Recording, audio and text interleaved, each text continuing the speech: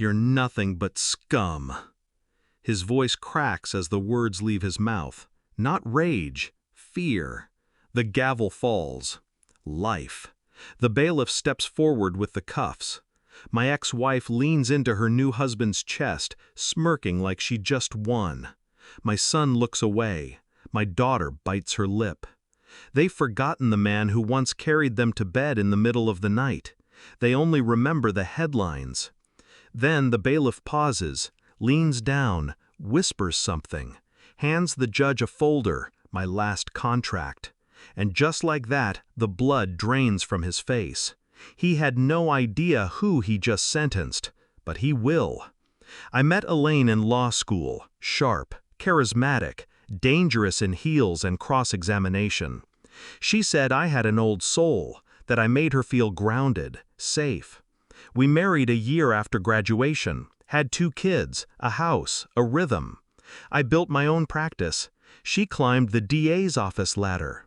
We were the golden couple, until I wasn't golden enough. It started with late nights, then cold silences, then whispers that died when I walked into rooms.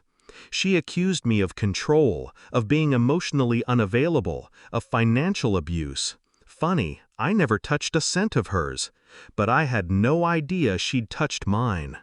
I found out the day I came home early and the air smelled like expensive cologne, not mine. Her phone was unlocked on the counter. One message stood out.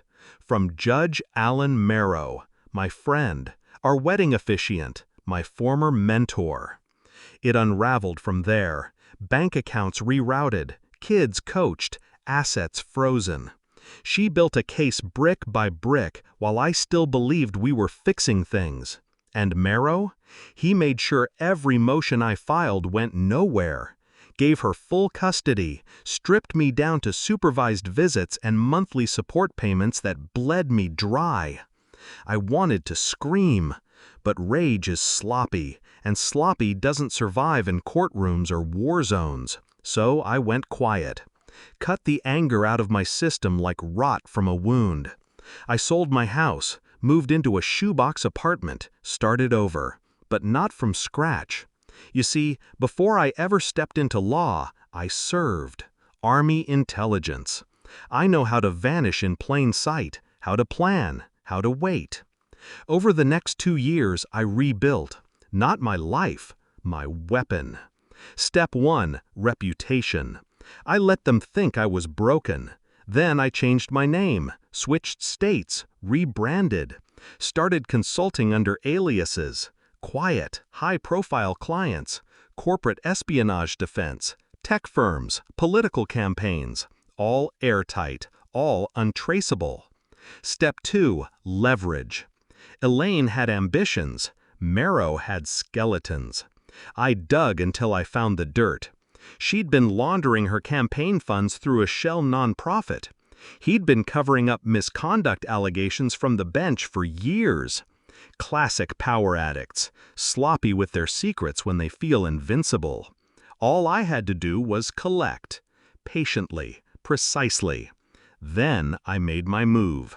A client of mine, multi-millionaire tech magnate, needed a legal assassin for a dirty merger. I told him I had just the man, Judge Alan Merrow. We dangled a $2 million under-the-table contract, offshore, untraceable. He took the bait, signed the fake agreement, incriminated himself 6 ways to hell.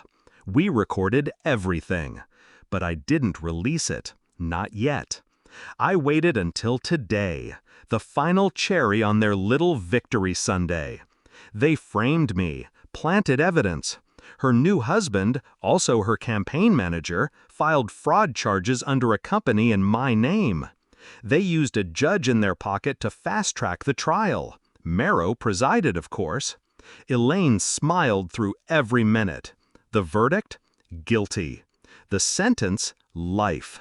Their final checkmate. Or so they thought. The bailiff hands him the folder, the contract, the account routing numbers, the audio transcripts, everything. I see the moment it hits him. His eyes flick up to mine. I don't smile. I don't blink. I let the silence stretch like a razor. He clears his throat, visibly sweating. His hand trembles on the bench. "You?" he starts, stops. Then I speak, quiet enough for only him to hear. "By the time I get to prison, your name will be trending for all the wrong reasons." I nod toward Elaine, and hers too. His face cracks. Panic. Real, suffocating panic. By the time the shackles click around my wrists, his phone is already buzzing. Court officials whisper. Someone from the gallery gasps. Elaine looks confused. Her new husband turns pale. And my kids. They finally look at me. Not with hate, not with fear, but with something like curiosity. Good. They deserve to know the truth, and they will. Mara will resign by morning. Elaine's campaign will implode by Friday. They'll both be indicted within the month. And me?